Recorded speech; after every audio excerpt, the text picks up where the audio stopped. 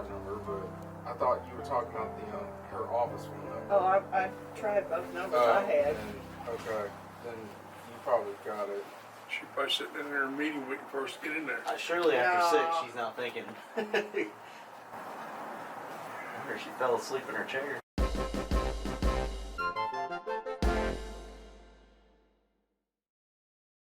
And so when you pledge allegiance to the flag, you're pledging allegiance to what it symbolizes: a free nation, a free people. And it ought to inspire your heart every time you get to put your hand over your heart and pledge allegiance to the flag of the United States of America. So let's do that. Would you stand? I pledge allegiance to the flag of the United States of America and to the republic for which it stands, one nation, indivisible, with liberty and justice for all. When you worship Him high on the mountain, you will touch the face of God. When you worship Him high on the mountain, you will touch the face of God. For you are holy, worthy, faithful,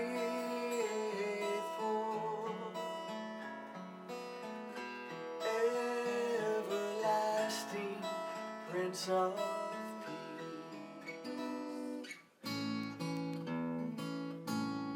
On the beaches on the Gulf of Mexico,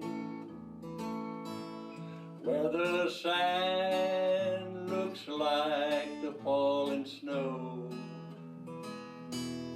it's a place my love and I did go. It's to the beaches on the Gulf of Mexico. And a little paradise begin. I can see you down on Mallory Square. Gentle breezes blow your hair. And when the sun goes down, there'll be parties all around. And I'm gonna taste key lime on your lips.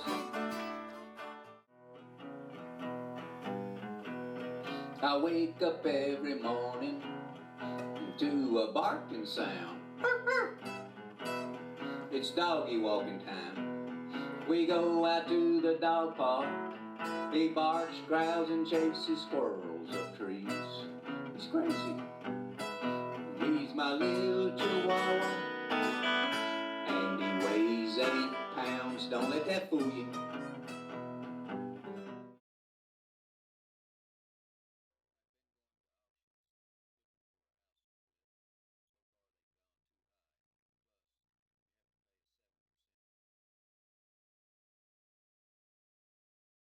'83, '84, '83 here now, '84, we're now, '84, '83 now, '84, we're now, '84.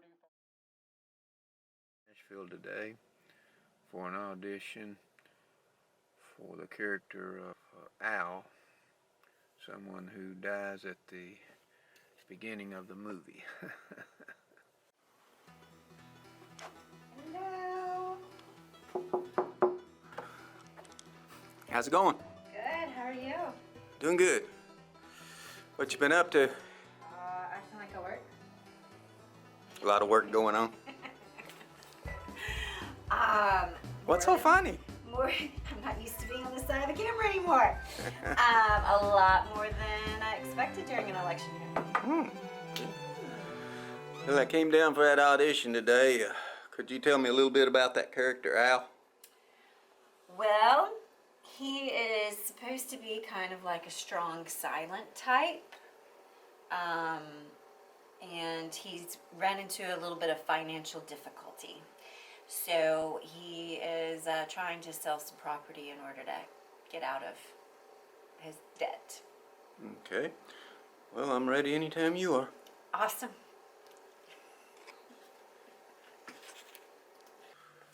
I'm down in Nashville today interviewing Joshua Johnson, a photographer here in Nashville. And Joshua, what kind of photography do you do here in Nashville? I do a lot of headshots for actors and models and stuff, but I do a lot of other stuff. I also do events, corporate gigs, some real estate. I recently shot a couple hotels in Cookeville. Do you find that a lot of people now, or a lot of actors, are taking their own headshots and just submitting them with all the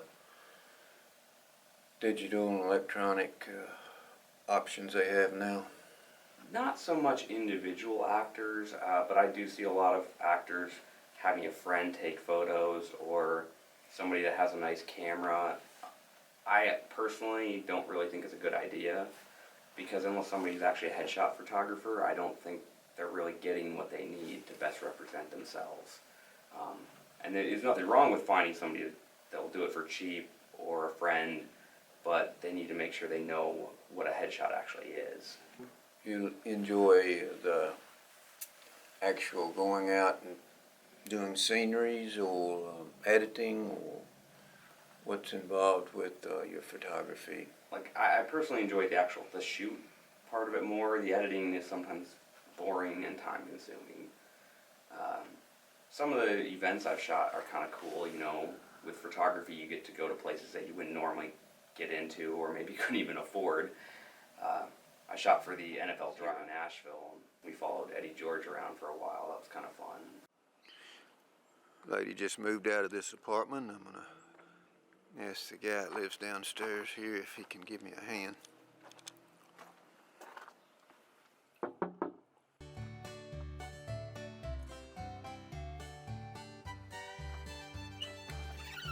Hey Nick, how's it going, buddy? Yeah, that's you. Yeah, lady moved out of the apartment upstairs. I wonder if you could give me a hand. Oh, yeah, sure, no problem.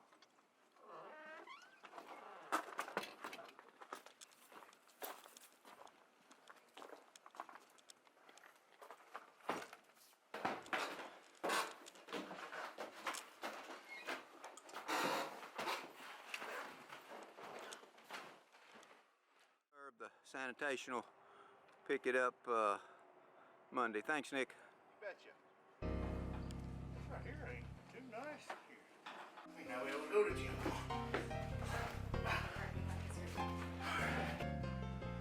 You gonna put her on that side over there? It's fine. Hang on. You got it. Oh. There. That's cool. What is that? It was old. Mom went to Pennsylvania one summer to work on a construction job up there, her and a bunch of people. And it was an old game box for tools. It was on the job site. She brought it back. I'm talking today with Jim Elsie in Cave City, Kentucky, gateway to Mammoth Cave, who recently turned 80 years old. How's your health been since you've gotten a little bit older? Well, usually my health has always been pretty good, but I had a stroke 2 years ago, and nothing's been quite the same. And my reflexes are not as sharp. My brain functions are a little bit slower, and I get confused on words. Other than that, most people would say, well, that's just normal for me. Is this virus that's sweeping the country, has that had any direct influence on your life? Oh, of course it has. You shelter in place, and you keep a distance. Nowhere to go eat. You can't eat inside, or you get orders to go. It's a whole different lifestyle, and I'm afraid it's going to be with us. like it is now, probably for at least another month or two. Hopefully it'll break and go away again, but you never can tell. The tourist area is pretty big here in Cave City, Mammoth Cave area. It's going to have a dramatic effect on that season too, isn't it? Oh yeah, it already has. Tourist attractions like Jellystone, Dinosaur World, Mammoth Cave National Park, they're already essentially closed. And and the motels, Cave City has a ton of motels, new ones and old ones, and they're not essential, so they're closed down. But you have to do what you got to do. And I think the president and his team, and I think Governor Beshear are both doing what they have to do to safeguard, Cave City.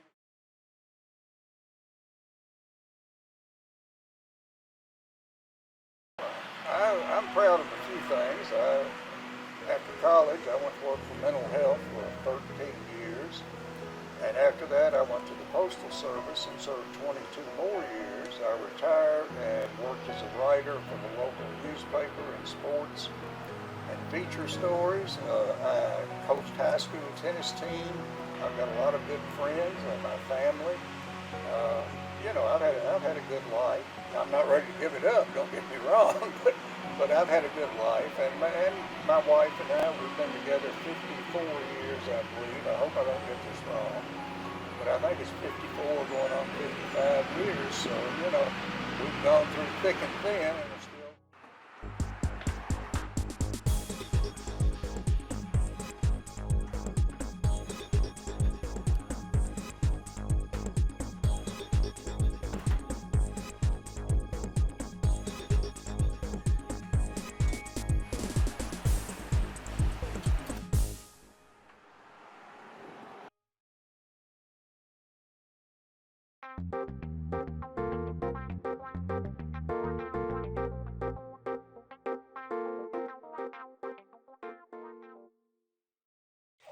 I'm gonna work on my comedy, kiddos. Hello? Hi, Pappy. No excuses. Be there. Sure, man. Sure.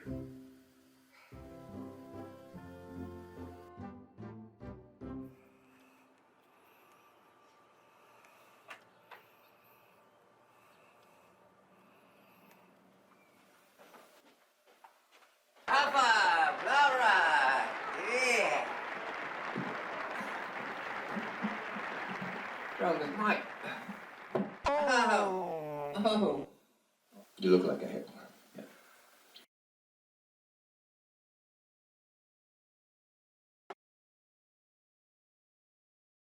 I brought some flashing. I'm going to put over the trim stock. I'm going to put over the fascia board. And then after I get that done, I'm going to try to get up on top of the house and seal another fascia board up there with some metal. So Okay. hopefully I'll get up there and not fall off. Okay, then I'll let you get back to work. Okay.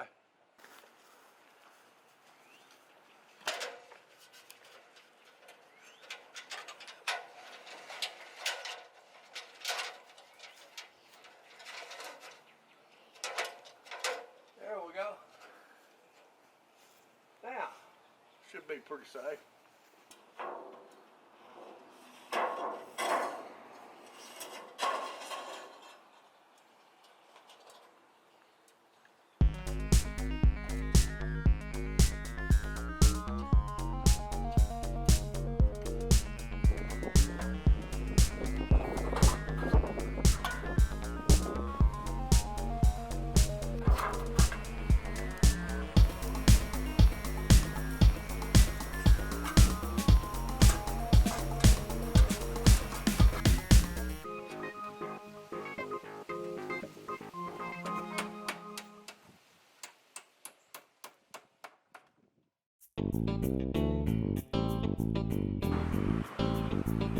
Hey, how's it going? That's good.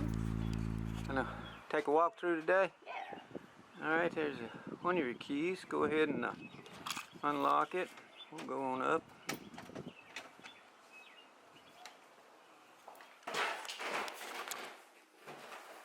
Doing all right today? Yeah. Is this a different key then? Yeah, that's your other key.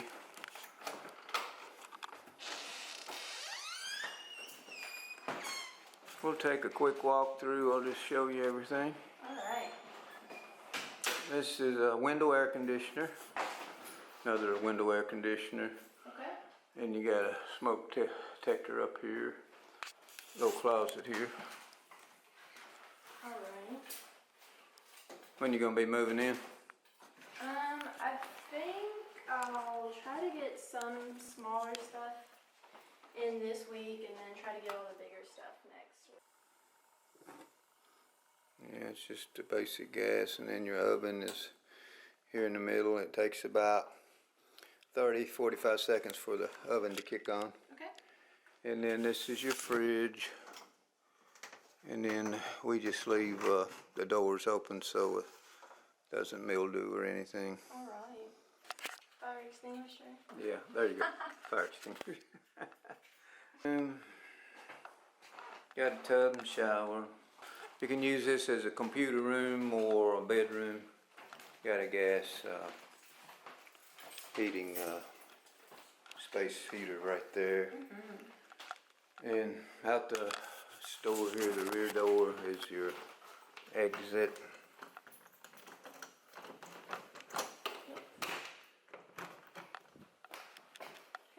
And now does the key that worked for the front work for this one? No, the rear door exit has a different key. Okay. And that just opens that rear door for emergency or something like that. Okay. Do you have any questions on anything? I don't think so. Is it okay to put holes in all the walls? Yeah, you can hang pictures. Just wouldn't want to put anything real heavy. Yeah. Okay. Yeah.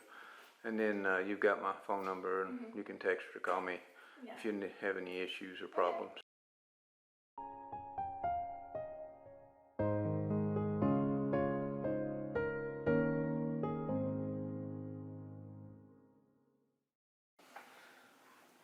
I'm talking today with Gary West of Bowling Green, and he's a writer. He's written several books. He's a syndicated writer here in Kentucky on several newspapers, and writes for Kentucky Magazine monthly. Gary, would you tell us a little bit about yourself and your latest book that you just completed recently? Well, I've actually been writing for quite a while. I started in the 6th grade. I remember I referred to it one time as a newspaper, but it was actually one sheet that had mimeographed off, and it talked about what we did at recess and lunch period. And anyway, that's kind of where my interest started. Then I went to high school and worked on the school newspaper, and then I went to college, came to Western initially, and transferred to the University of Kentucky to major in journalism. And I was a daily sports editor for the Kentucky Cardinal up there. And then after that, I went into the military and was editor of the largest military newspaper in the United States at Fort Bragg, North Carolina, executive director of the Tourism and Convention Center here in Bowling Green. And in 2005, I retired to write full-time. I started out with one of my most successful books was King Kelly Coleman, Kentucky's greatest sports legend. That has been a tremendous seller, still selling to this day from 2005. And then I wrote about what Kentuckians like to do most, and that's eat. I wrote a book, 101 Must Places to Eat across Kentucky. And I had several books in between. The people in Bowling Green might be familiar with Hillbilly Jim, the wrestler. I wrote a book on his life. And then it culminated 2.5 years ago. I started research on my latest book called Murder on Youngers Creek Road, which in the first month sold out the first printing. And we're waiting for the second printing now. The book Murder on Youngers Creek Road involves Logan County, Warren County, and Hardin County, where the killers came out of Bowling Green and were hired to kill a car dealer in Elizabethtown and accidentally killed his wife instead. So quite an interesting book. Murder on Youngers Creek Road is somewhat out of my norm. I spent 2.5 years of research on this book. I interviewed 127 people. I actually went to the prison in LaGrange and interviewed one of the bomb makers that killed the lady in Elizabethtown. And then the trial transcripts, I had to pay quite a bit of money to get those out of Atlanta, and I read over 1,000 pages of the trial transcripts, not once, but twice, in order to get this book right. What about copies of your book? What would be the best place for someone to pick up a copy or order a copy? Well, all of the books I've written, I've written 17 books, 15 published. They can be picked up on Amazon. They can be purchased at all major bookstores. But we have a lot of people that want to get them personally from me. So my wife and I take orders for these books. They want to get them personalized to somebody, for themselves or for a family member, as gifts and things like that. So they could call our phone number here in Bowling Green, 270-846-0859, or they could email us at west1488@twc.com in order to get a personalized copy of any of my books. That's quite an interesting story about your history and how you got to become a writer. And in closing, have you got any other comments that you would like to add? Well, everybody asks me what's next.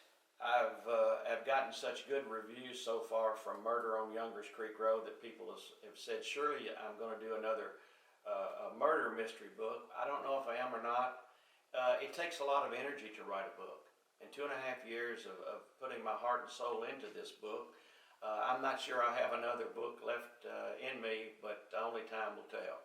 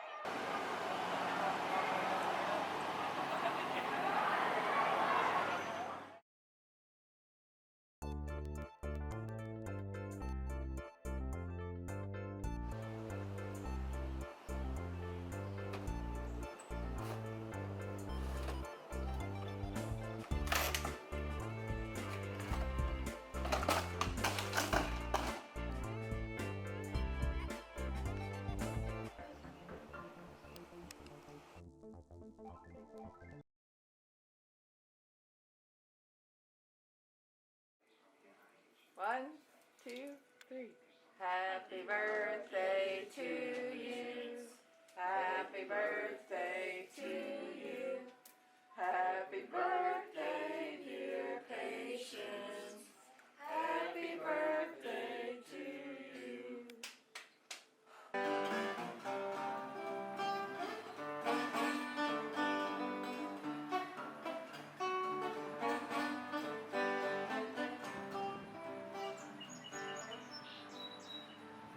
I'm with a local legend today here in Bowling Green, Kentucky. Hillbilly Jim, professional wrestler. Wrestled with the WWE and has been inducted in the World Wrestling Hall of Fame. He currently has an international radio show with Sirius XM. It's called Hillbilly Jim Moonshine Matinee. It's on Outlaw Country Radio. Jim, why don't you tell us a little bit about your amazing story? Well, I'm a local Kentuckian, was born and raised 30, 40 miles around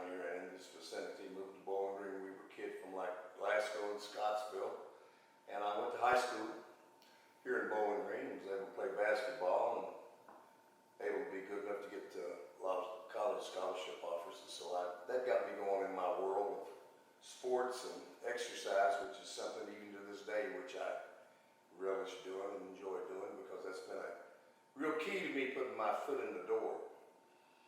And through the years, a lot of things have happened to me, but I've always pretty much just stayed a Kentucky resident and basically a Bowling Green resident. All the years that I've traveled and doing not only pro wrestling work, I pretty much kept my headquarters here. And then as that came to an end with injuries and whatnot, I went into the business world, become the director of sales for North America for Coliseum Home Video out of New York City. And I did that for a while, and then I would always mingle and go back and forth to the WWE at that time, and WWF it was then. And I would manage guys, and I would do several TV shows and things like that, and commentary. I was with the late, great Gorilla Monsoon and a guy named Lord Alfred Hayes. I did the play-by-play for the Madison Square Garden Network in New York City there for a while. And then as well, I co-hosted with Gene Oakland on the USA Cable Network. I co-hosted the All-American Wrestling, which was a big weekly show that we did. So I pretty much wore a lot of hats for the company, and also I've done other things, like when I got into Coliseum Video sales, that was pro wrestling sales for the folks at the WWE. After doing that, they let me do something that became quite trendy. I was the first guy to host like 4 in a row fan access tours, where we went all over the country. We started on one end of the country, like if for instance, if Madison Square Garden was going to be where we were going to do WrestleMania, we'd start in Los Angeles and work our way across the country. And we do special events at special places, special design and located places like House of Blueses, and we would do them at different types of Walmarts and different types of restaurants and gaming areas. And we would build up momentum heading toward WrestleMania. So I hosted that for 4 years, and now it's a huge, big thing. So pretty much just stayed around here, and as we talked about a little earlier, the only thing that I really primarily do now is I have an international radio show, as Don had told you, on Sirius XM's Outlaw Country. So on Outlaw Country 60, and I've been doing that, I'm going into my 18th year, which is pretty amazing that I'm doing that. So I still live here in Bowling Green, still enjoy everything like I always did before. Never really moved, had the chance and opportunity. Sometimes that's a pro and a con for me. Sometimes I wish maybe I had moved on and went somewhere else, but you know, around here is where I'm comfortable and I know everybody. And that seems to be the thing that I continue today. I don't really think too much about the things that I did before.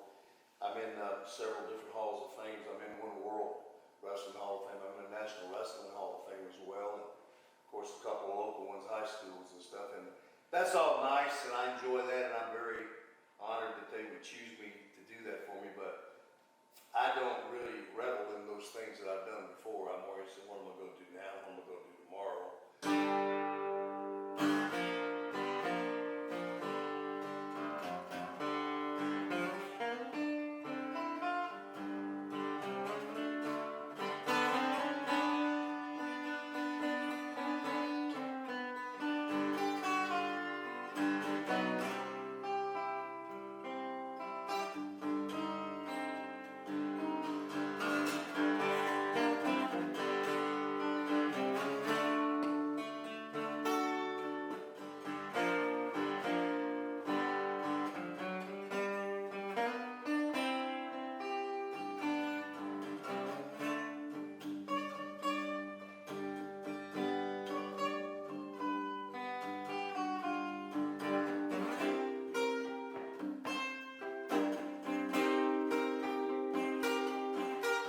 Right now, I'm in a pretty happy place, I guess, as I am. Of course, I'm not as happy about the years going by as I used to. I tell all my friends, when you're a young man or a young woman, you're about as close to being Superman or Superwoman as you're going to be, and as you age, all that changes. So right now, I'm just trying to be the best me that I can at this particular time.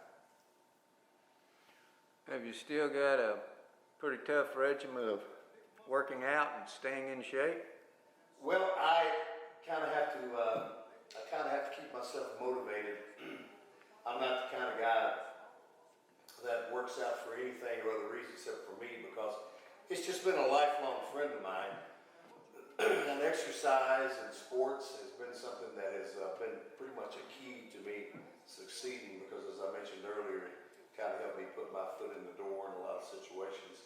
And the first thing anyone notices when they see you is you, and your physicality means so much. But I still exercise. I have certain things, as we all know, as we move through this life that change on you. So you have to become a lot smarter in your exercising regime, and I still try to do the best I can. I have a lot of things that I used to do as a young man that I don't do anymore as far as exercising in the gym that I wish I could.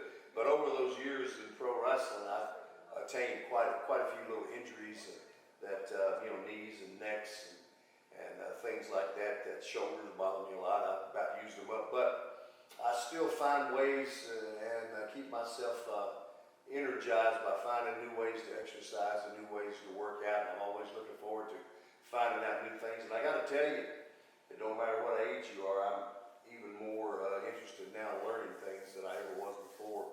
I think I might have taken that for granted a little bit as a young guy, but now as I move through time, everything becomes more important to me now, and I have more of a voracious appetite to learn things than ever before. And I realize that one day I'll get out of here and there'll be bazillions and trillions of things that I won't know nothing about. So if you think you know everything, you better think again, because you don't.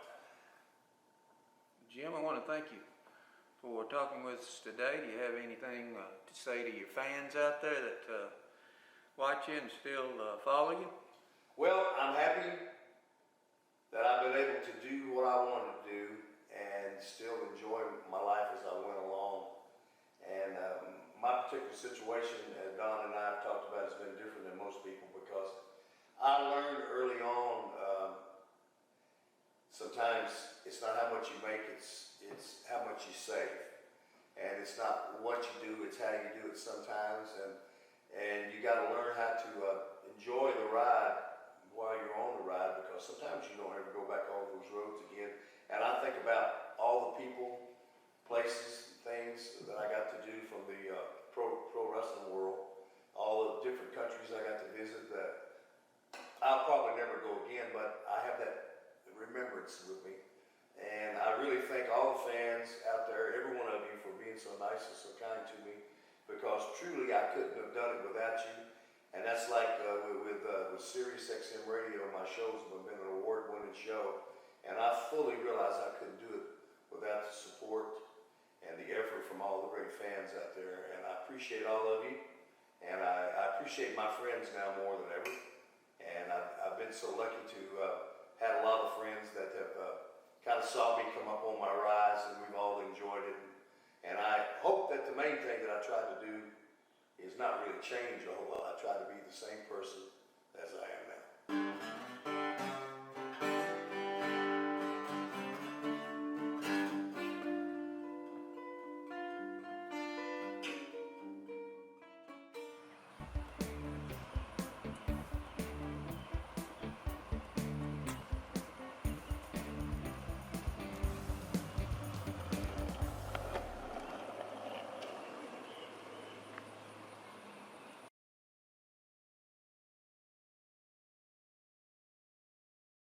I just purchased this house located in Bowling Green, Kentucky.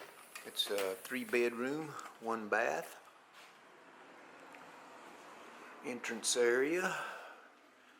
Gonna turn it into a 3-bedroom, 2 bath. Close to the campus. Taking down doors now and rearranging those. It's living room area. Little dining room. Window air conditioners. It'll need some more air conditioning. Kitchen area. Back porch, roofing. Have a roofer coming over here later to look at the roof. And this is the deck, small deck area, but good shape. Needs some painting. A little white picket fence around the property.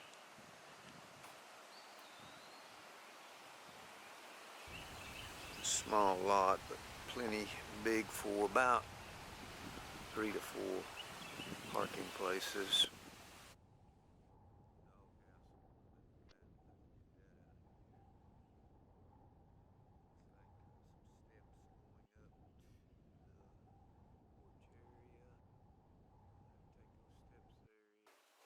Water heater in the kitchen.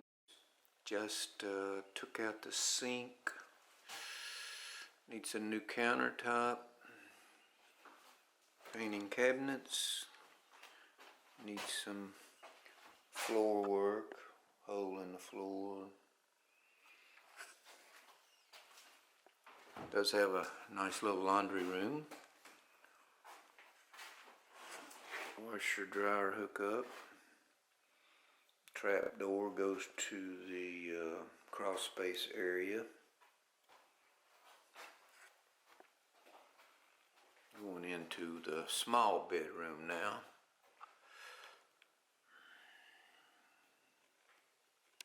Wood floors throughout, which is nice. Another bedroom, taking some shelves out of the closet there. Getting ready to do some drywall work, patching.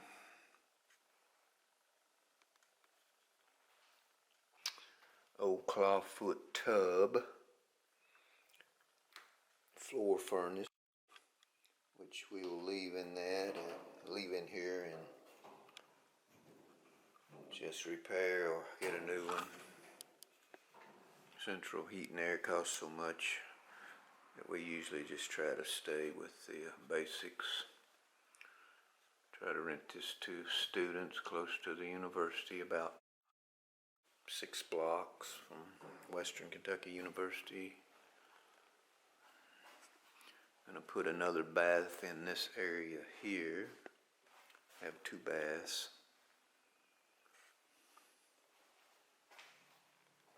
And the 3rd bedroom.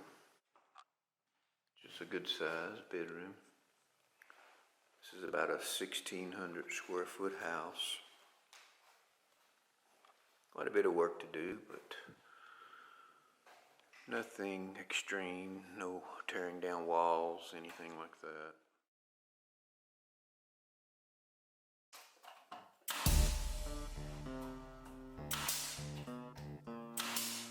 How's the painting going? Going good. Should be done with the ceiling in about an hour. Is that plug in all right? Everything's correct. Have you checked all the other plugs? Everything we checked so far is good. That's correct polarity. You got a neutral and ground.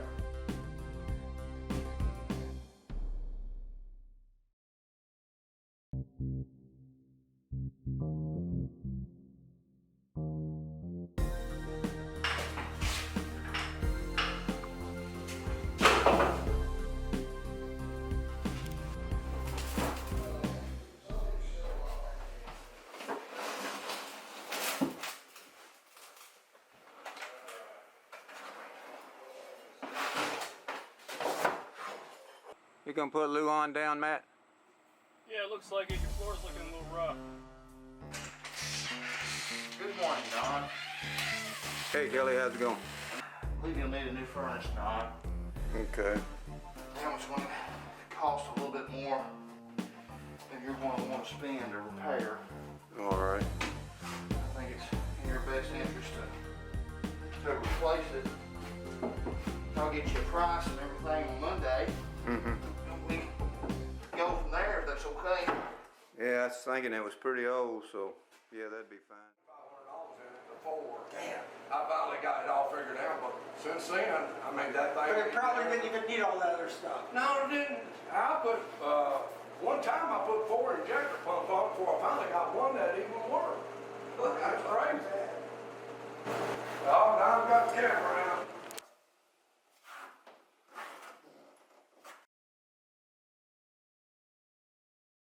How do you want me to make that check out? Jack Sikes or Sikes Excavation, doesn't matter.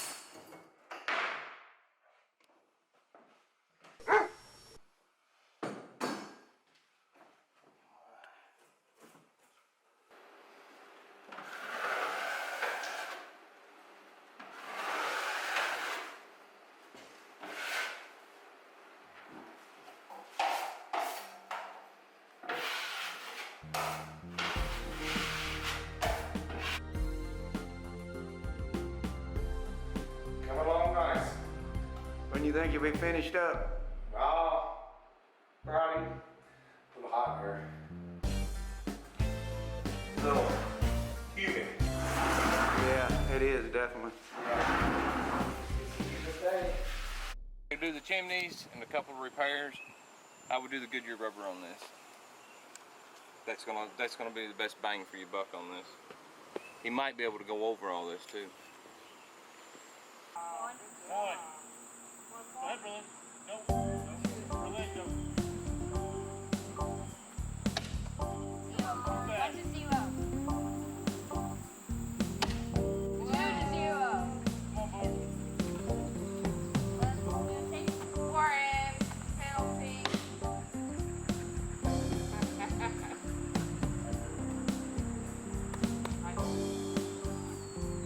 Hey, you knocked one off. That's the right way to knock it off. 22-0. 3. Right? 11 to 4.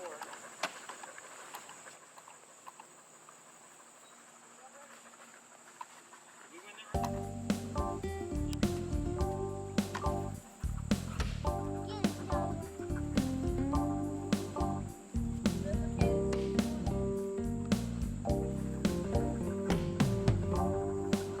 Wes, look at the board. Throw it. Up, put up the board. There you go. There you go. I got it. You got it. All right. No, Dozer. Took it off the board.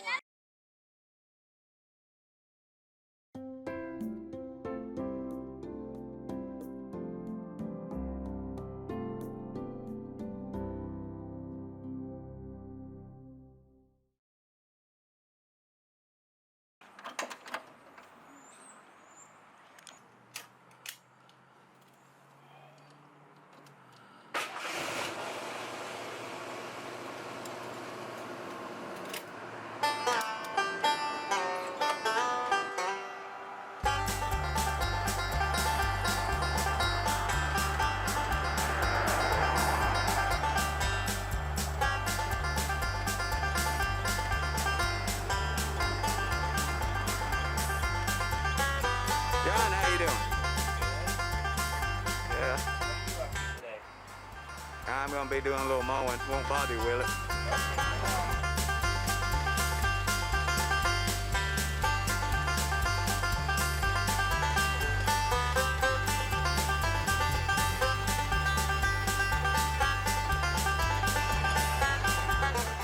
At the end of a good hot day of mowing, nothing beats a good cool glass.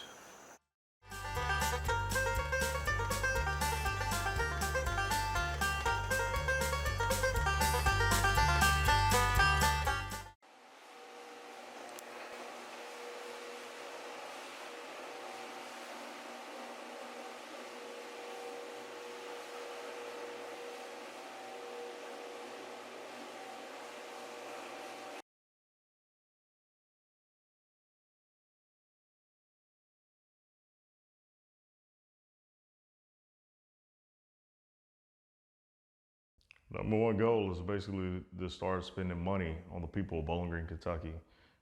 Too often we spend money on those beautification projects that don't have any real investment or any real rate of return towards the community of Bowling Green. My number one priority, if elected, would be to end poverty in Bowling Green and Warren County, and every policy goes to that end. Transparency. I believe that the citizens of Bowling Green need to be able to not only see the end product, but need to see all the various stages that the city commission and the city government itself goes through. So on March 30th, 2016, my little cousin lost her life on Gordon Avenue after being struck by a vehicle. She was crossing a crosswalk that should have been safe. This was a school zone and it was long needed there. I saw firsthand our community come together and rally to get a stoplight placed in that area. And I believe that we need more police officers, not less. and I believe we need a fully funded police department. And so my number one goal would be to do everything possible to keep Bowling Green a safe and wonderful city.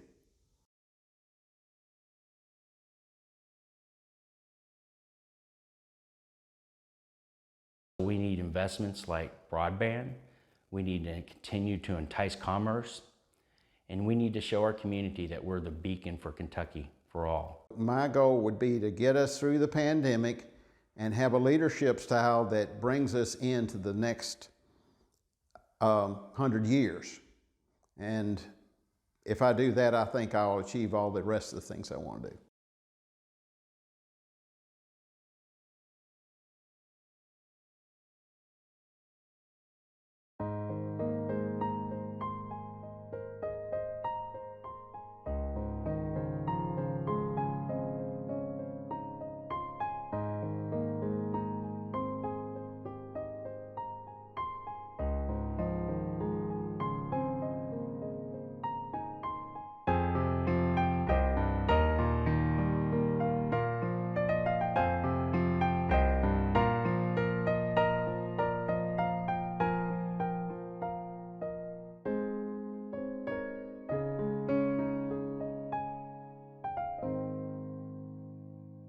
And he said, Miss Wise, I got something for you. They picked me up and they put me in this trash can.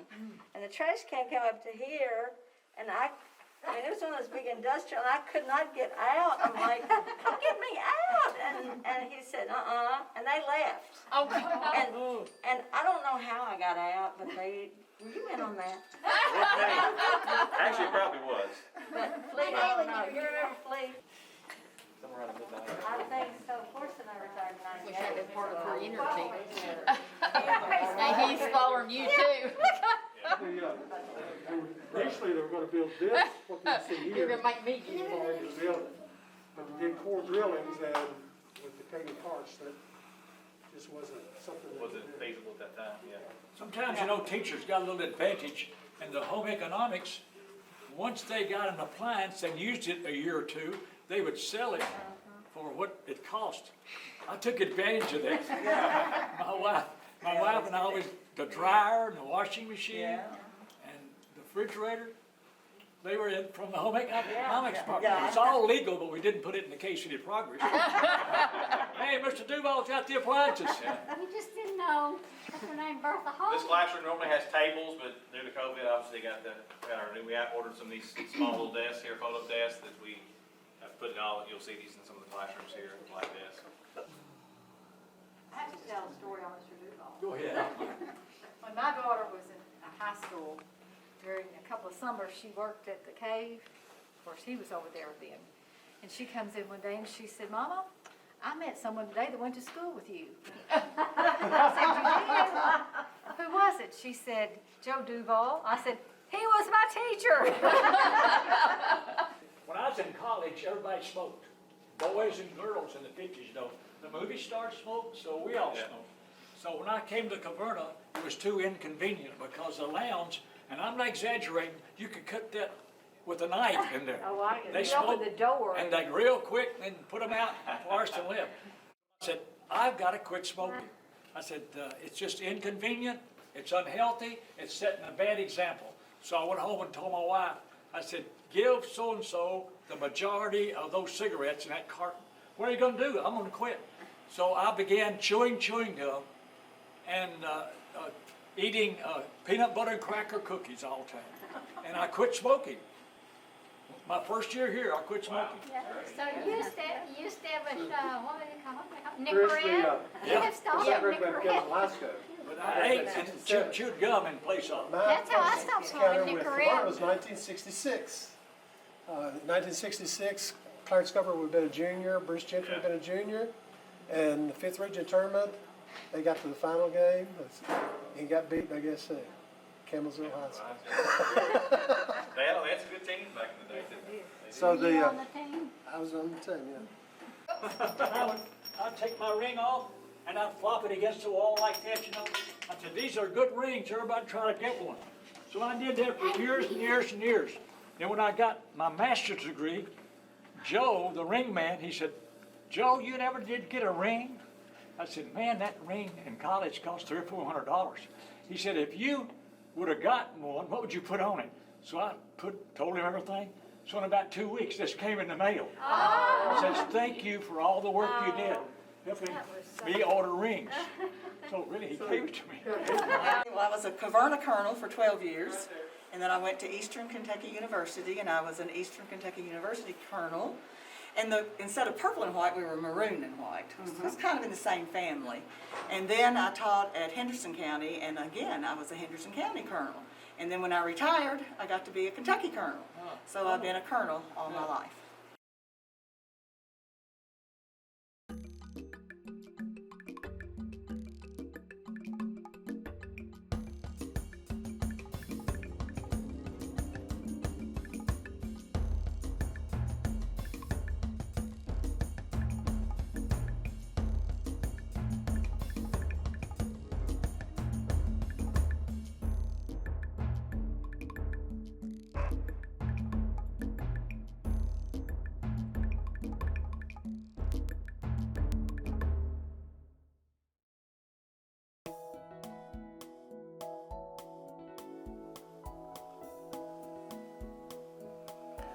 We're taking the final walkthrough. We're finished with this project.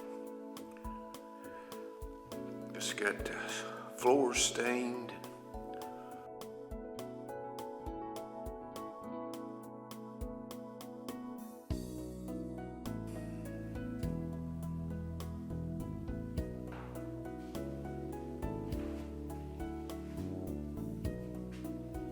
New countertops. Painted the kitchen cabinets.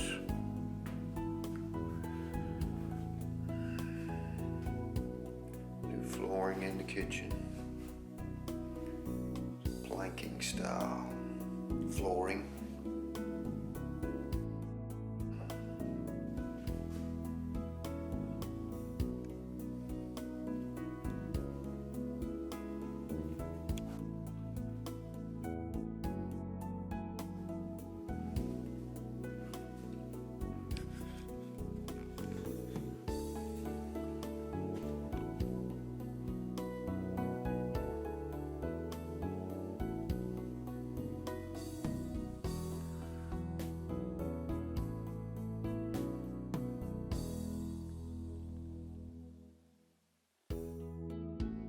Vinyl floor in the bathrooms.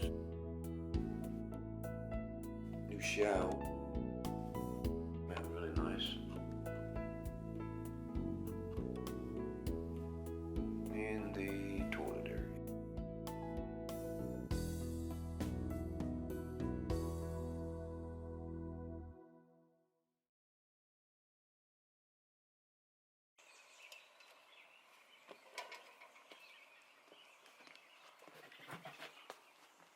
Got the inspector coming over today, looking at everything. Looks like there's been a lot of work going on around here. Yeah, we've had several contractors over here. Yeah.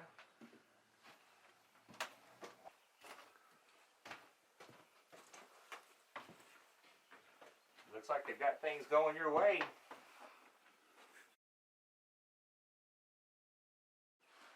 Ready to go down to the crawl space, see what you got down there. All right, we'll head on down.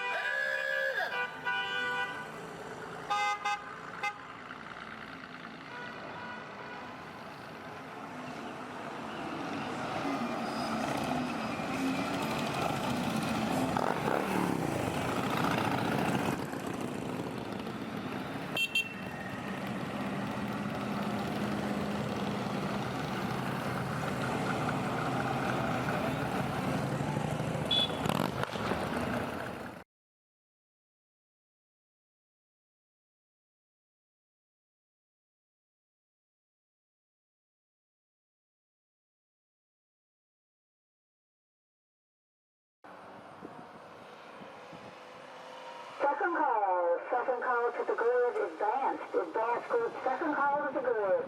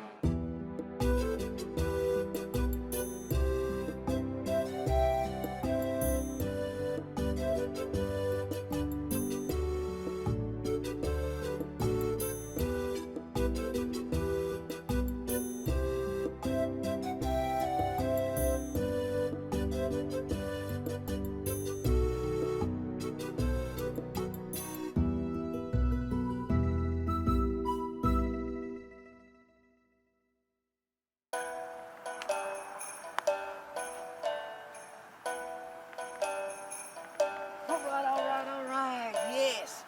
Yes.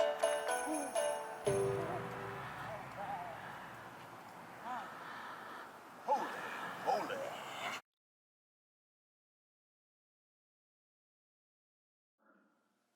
Because of his love for its citizens and his dedication to Cave City, Kentucky, it is my honor to welcome C. Bernelsey as the sole inductee for the 2020 Cave City Hall of Fame.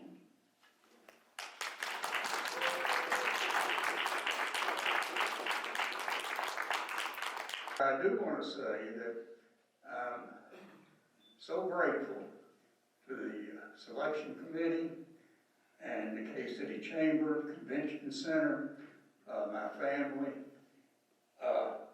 my friends, and everyone that's here, and some blood, like Bob Hunt, and my brother Donnie, and my granddaughters, Cordelia, Caroline, my grandson James, my son-in-law David, who is so special, my brother-in-law Clem, and my nephew Mike Nichols, as well as good friends like Junior Davis, Pat Ross, and Robert Smith.